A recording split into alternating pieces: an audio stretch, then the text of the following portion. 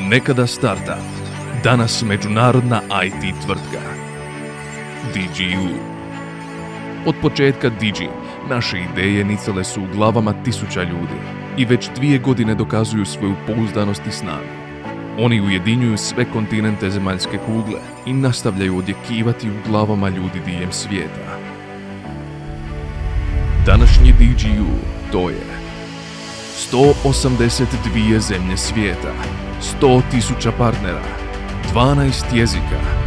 Naš cilj je učiniti čovjeka glavnim korisnikom korištenja suvremenih tehnologija.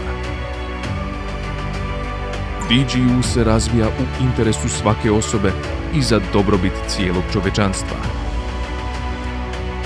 2 godine rada to je uspješno lansiranje DigiU Wealth proizvoda koji svojim investitorima donosi profit, registracija tvrtke u Europskoj uniji, redovna isplata dividende svim partnerima, suradnja s međunarodnim fondom VR Capital, uspješno sudjelovanje na međunarodnim blockchain hackathonima, patent za vlasničku tehnologiju umjetne inteligencije, sinteza govora, naš potencijalni jednorog cross-chain protokol EIVA, tehnologija koja će promijeniti svijet.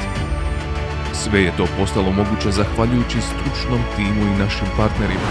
Zahvaljujemo svima što dijelite naše vrijednosti i vjerujete u DigiU projekt.